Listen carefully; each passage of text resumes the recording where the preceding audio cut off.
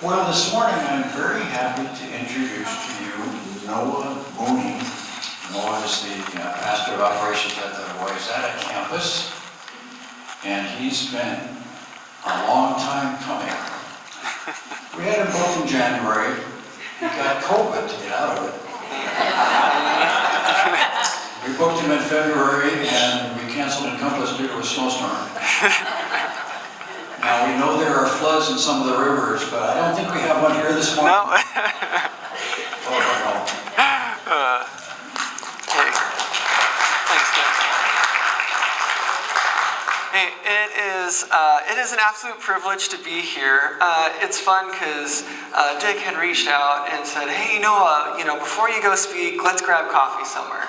And so we're like, okay, great. I grab coffee with him. He starts talking to me and starts sharing with me what it is that Encompass is all about.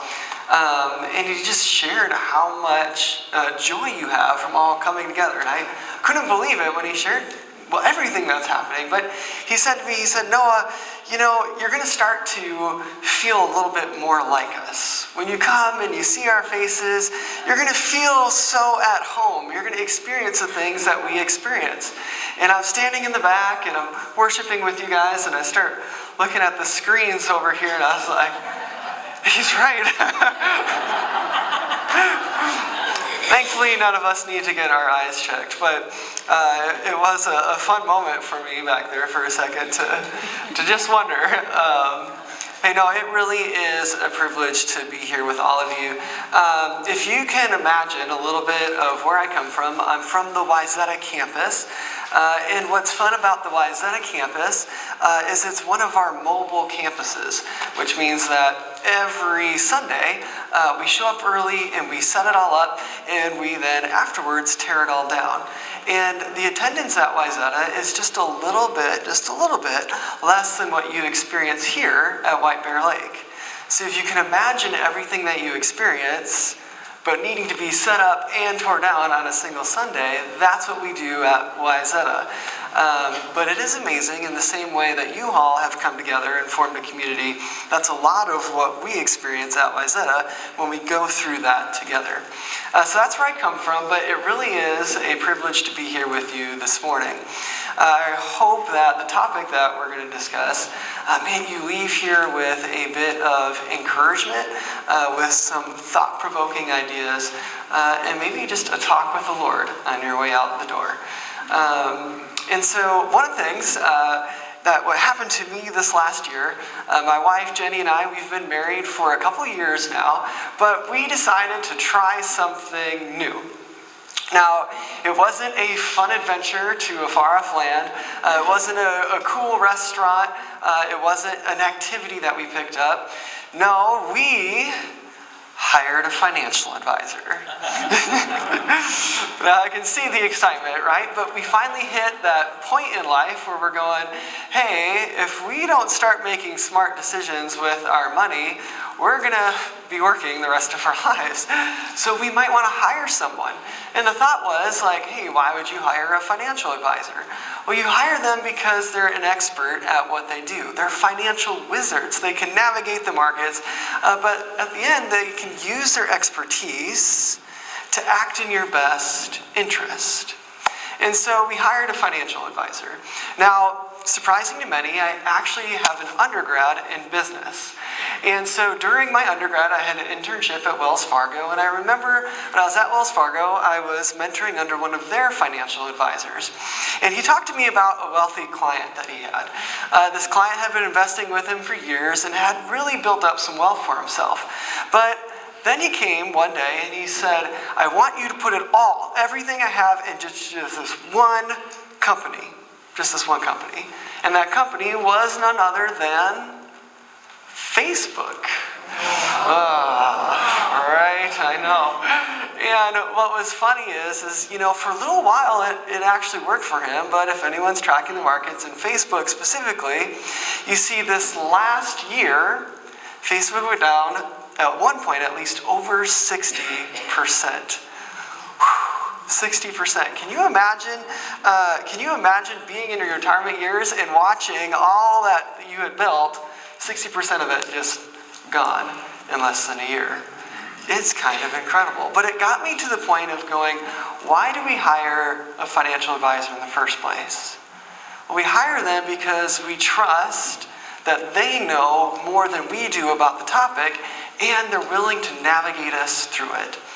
And I started thinking about that concept of having somebody who's able to help you navigate life. And I was like, what if it wasn't just finances, but what if someone was there who had an expertise, who could help you through all facets of life, through every relationship that you might have, through work relationships, neighbors, family.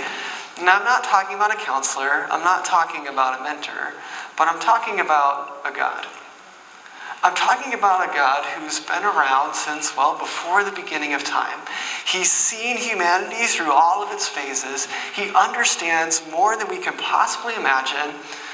But then the concept comes, with all that knowledge, could he possibly love us so much that he wants what's best for us?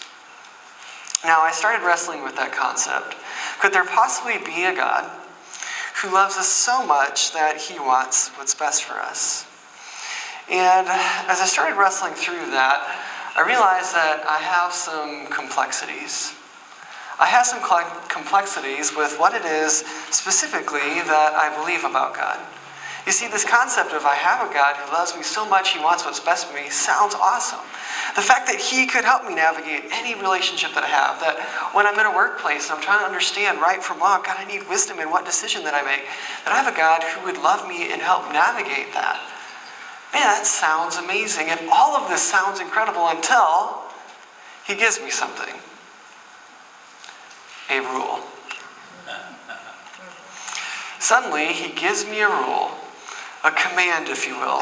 Something that no longer is it just me on my life path, having God give me whatever it is that I want, and he's this great tool that I can use, but suddenly he asks something of me. He gives me a rule, a guideline, something that I have to follow. He reminds me that he, in fact, is, well, God, and I'm not.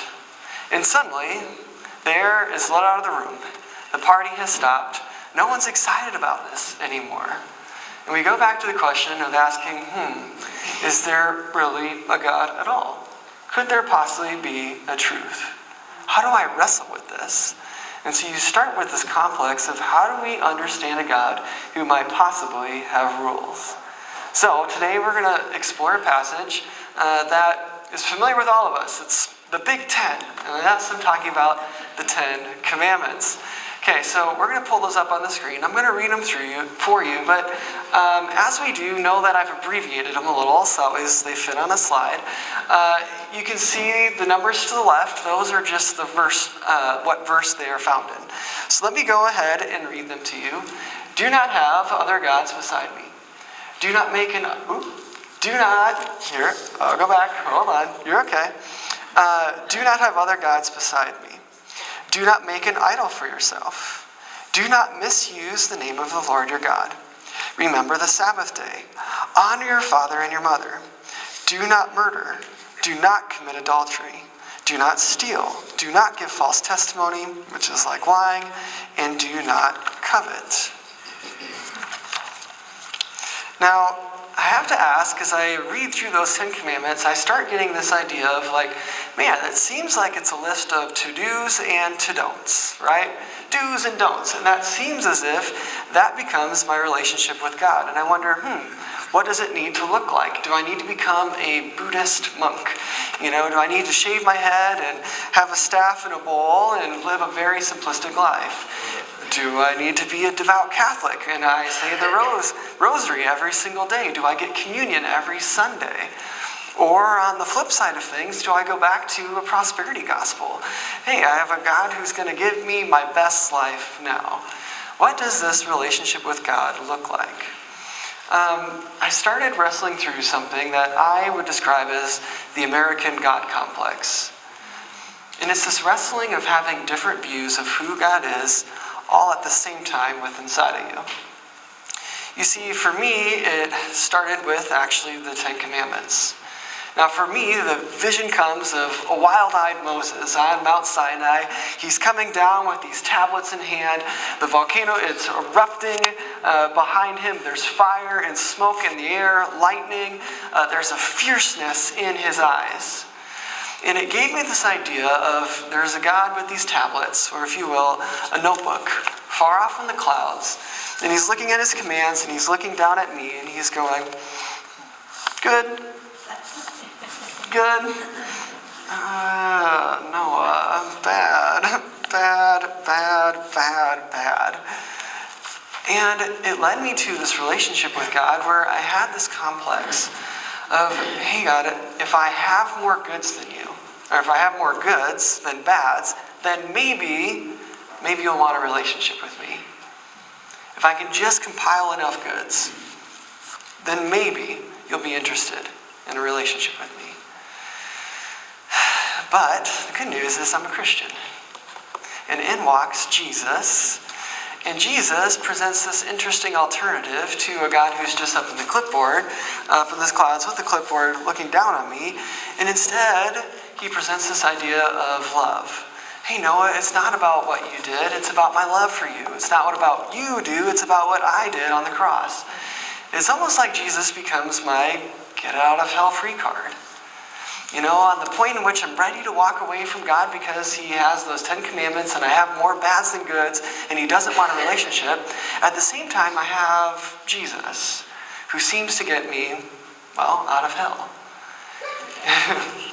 And you see, there was this complex that was developing inside of me because I felt like throughout my life I would go and at the end of the day I believed in a God who was up in the clouds watching me from afar. And I believed that, man, I know he has these commands, and I feel like Jesus was my initial entrance into having a relationship with him, but as soon as I got past Jesus and what he's done for me, I enter back into this relationship with like, okay, I have my get out of jail free card, like I have Jesus, but at the same time, I feel like you are still far off. And so I continue this life cycle of living in a way where, okay, I'm forgiven, I made a mistake, great, I'm back with God, but we're still not quite buddies yet because I still can't quite get on the page that I want to be.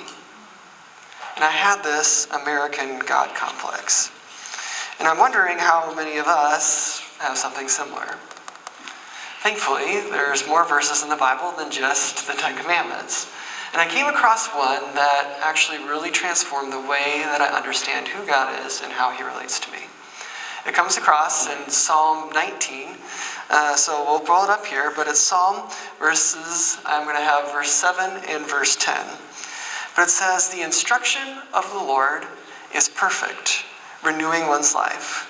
They are more desirable than gold, than an abundance of pure gold, and sweeter than honey dripping from the honeycomb.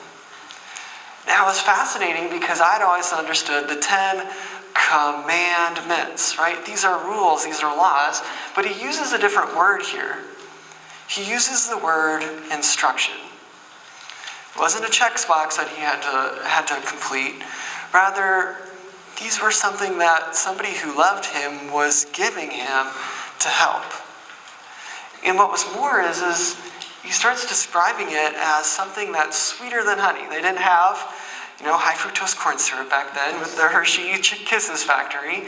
He's describing the sweetest thing that he knew at the time, which was honey. And he also goes on to say it's more desirable than gold. This instruction he's receiving, he's saying it's worth more than the tuition that you can pay at the University of Minnesota or at Stanford University or at MIT, okay? No matter where you go, this is the most valuable instruction that he could possibly get. And as I started thinking through that concept, I started going, that doesn't at all describe my relationship with God.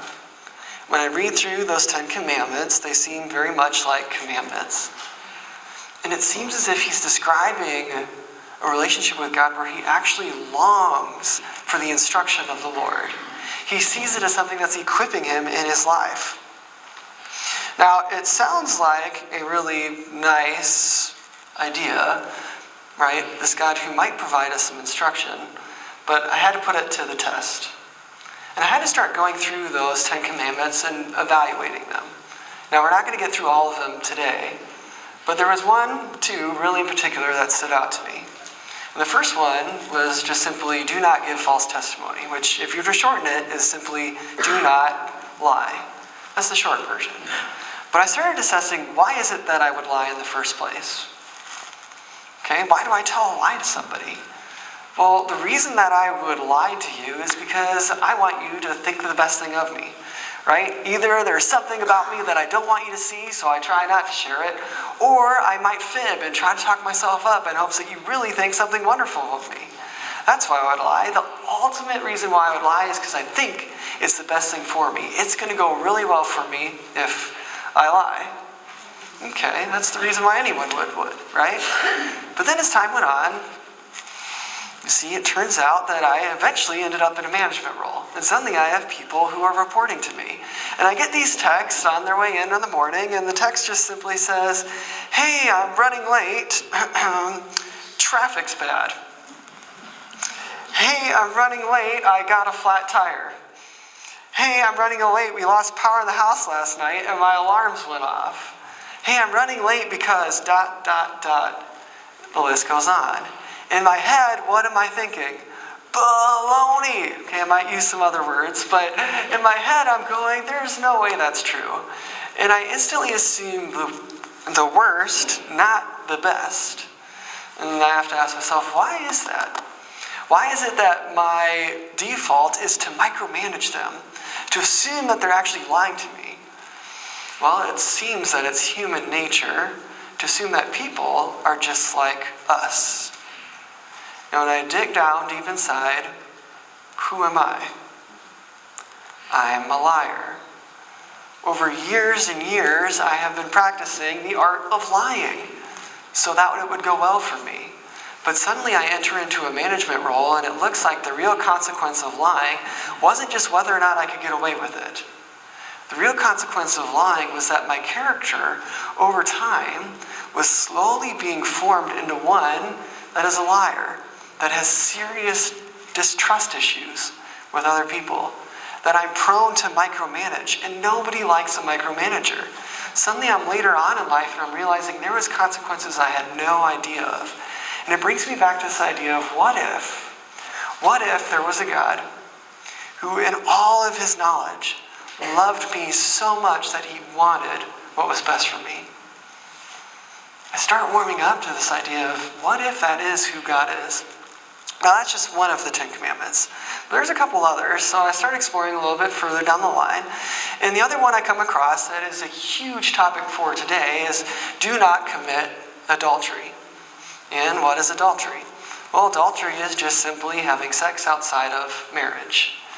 And I start thinking through and I'm like, well, that's so anti what American culture would say. Right? Human wisdom, if you will, would say, hey, you should try before you buy. Practice makes perfect. Hey, you should live with somebody before you get married because you need all of that experience to know that this is the right one. And on the surface level, when you first look at it through human wisdom, it does seem, in fact, as wisdom. It seems as if, hey, maybe God was wrong. These 10 Commandments, maybe they missed something. Maybe we happen to know something a little bit more than what they did all the way back then. But the great thing about living in 2023 is we have this thing called social science, social studies, if you will. We can actually pull data and see how people's life choices are actually affecting them. And what's cool is the people who are doing these studies, they're secular institutions. These aren't people who have a Christian bias or religious bias, if you will. Rather, they're just looking at the science. They're just looking at the data. This includes the University of Virginia and having the National Marriage Project. This is the University of Denver and their Center for Marital and Family Studies, and also the Institute for Family Studies. But what was interesting is, as they went through and they began looking at couples, they were able to compare couples who were living together, who were actively having sex. And it was fascinating because they found that if you were just to move in together, okay, not have sex at all, but you were just to move in together as a couple, what they found is that your chances of a happy lifelong marriage actually goes down. What? Now, the research was able to go even further. Not just are you living together, but are you living together and actively having sex? And when they looked at that, sure enough, your chances of a lifelong marriage actually goes down. Where is this coming from? How could this possibly be? They start looking at it a little bit further, and as they do, they're able to analyze actually a couple who is living together, not married, versus a couple that is living together and is married. And what was interesting is no matter what relationship that you were in, they were able to say that, hey, a universal moral code is that you do not cheat on your spouse. Okay, whether you're married or not married, if you're in a serious relationship, you don't cheat. Everyone had that same moral code. Yet this couple that was living together, not married, was actually, for men, 5 times more likely to cheat. And what was really fascinating is women in this relationship were actually 8 times more likely to cheat. I know, didn't see that one coming, did you? But that was the beauty of just having the science and the data. But it has me going back and thinking through, what does this relationship with my God actually look like? Could it be in that his infinite wisdom, he knew more than I could possibly? That he has a wisdom that far supersedes mine. And in that, in his immense amount of love for me, he actually sent instructions so that it would go well for me. What if he's not trying to control me? What if he's trying to help me? It's hard for me to really grasp this concept of God and really get a clear picture of how he relates to us. And I started thinking through a concept. Okay, I'm assuming many of you have had kids at this point, right? All of you have probably had kids at some point or could see a parent. Now imagine this. You're a parent and you have a 5-year-old. And you take them to the local playground. Okay, so you take them to the playground, there's other kids there, your 5-year-old is playing along, they're all getting along, but kids will be kids, and one of the other kids pushes your kid. But your kid turns around and says, F you! Whoa, okay, didn't see that coming, but you instantly run over your kid, yes, your 5-year-old who just said that, and you put your hand on their mouth and you simply say what? Don't swear. Now, why do you tell your kid don't swear? One, you don't want other people to think that you're a bad parent, right? That's one of them. But the other reasons is, man, you have a wealth of knowledge. You go, hey, you're not going to have friends very long if you keep treating them like that. Hey, in school, you're not going to have teachers who look up to you. You're actually going to get limited opportunities in school because the teachers are going to think that you're not with it. When you get and you're working in a profession, you can't treat other people like that. You, as an adult, you know all these things, but you do what? You simplify it down into a very simple saying, do not swear. So that way they'll understand it. But what does that sound like to you? It sounds like a rule to me. As a parent who absolutely loves your child, but has this wealth of understanding about how the world works, have gone to your kid and you simplified it, but who have you become? Your kid looks at you and he goes, yeah, I hear what you're saying, but I love the reaction that I get from my friends. Who you become is the God in the clouds. What does your child want to do? They want to push you away. Like, hey, go back in the clouds, go back with your clipboard. I know what's best for my life. And I started thinking, maybe that's how I've been treating God this whole time. Maybe I'm willing to take a little bit of instruction here and there, but at the end of the day, I like to put myself on my own throne.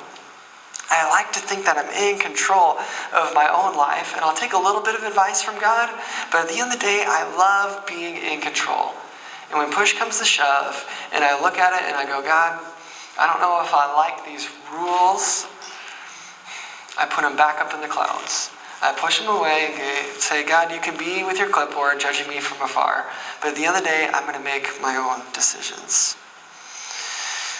It's interesting as I talk about being that parent, right? Because I start evaluating, what if that's God's relationship with me? See, this whole time with this God in the clipboard, and that checkbox of do's and don'ts, of how many goods do I have, how many bads do I have, I keep thinking about stuff, I feel like I got to earn it. But what if there's a different premise? What if there is a God who already loves me so much that he wants what's best for me? What if instead of feeling like I have to earn his love, what if I already have it? I start applying that further and further. Now, it's amazing because the Israelites actually came to this understanding.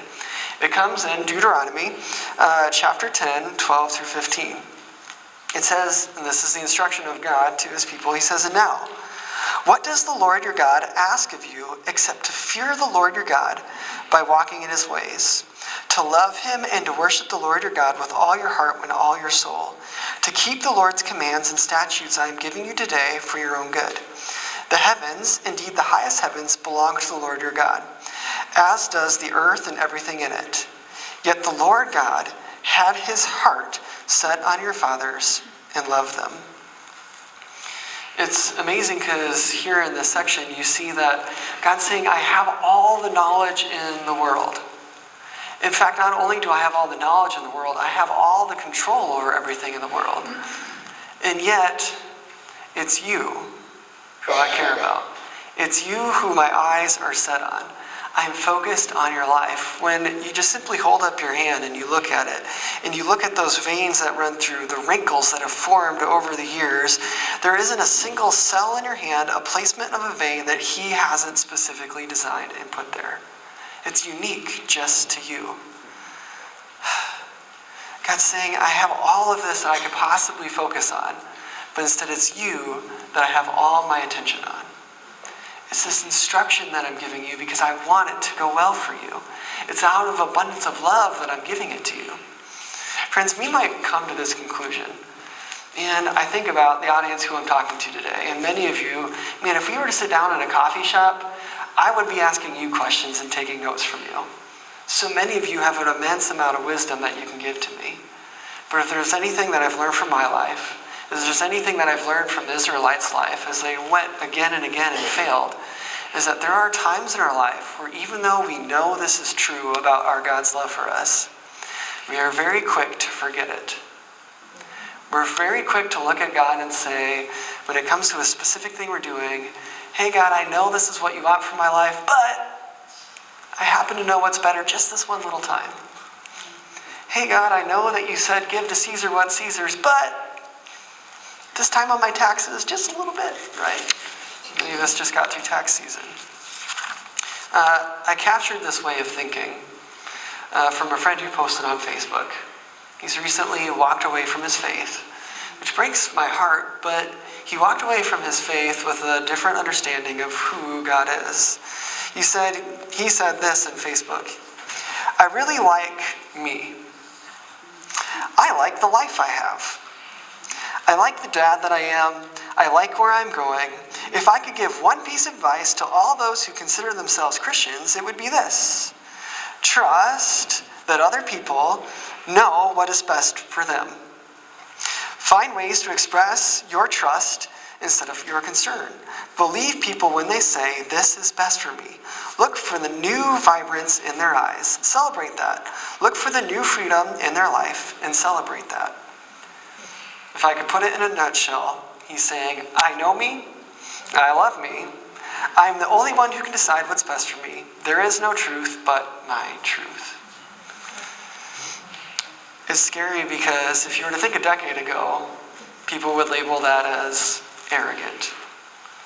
But in today's world, it's, hey, we want to accept you, empower you, embrace you, enable you to be all that you can be. But I think the sad thing is just like Facebook crashed, just like when we put all our eggs in one basket and it crashes, so too in our life there comes a time of a crash. And when we've pushed God off the throne of our lives and sat ourselves squarely on it, when that crash comes, we begin to look around and say, who will help me? But the only one on the throne is you. And you realize how broken you are. Friends, I don't want you to get to that point. Maybe you've been there. Maybe you're there right now. You've lived this life, and most of the time you're at a point where you absolutely know that there is a God who loves you so much he wants what's best for you. But maybe there's a certain aspect in your life that you haven't surrendered yet. Maybe it's the way you're treating a certain family member. Maybe it's what you're doing with your finances. Maybe there's this one little sin habit that you're like, I've gotten everything figured out except for this one. When it comes to giving it up, I want you to see the ultimate wrestle is us deciding we know what's best versus believing in a God who loves us so much, he wants what's best for us. We can trust him. He would give anything, including his own son, for a relationship with us. So that's what I want to leave you here with. Thank you for having me here this morning, and I hope you guys have some good discussion afterwards. Thanks, guys.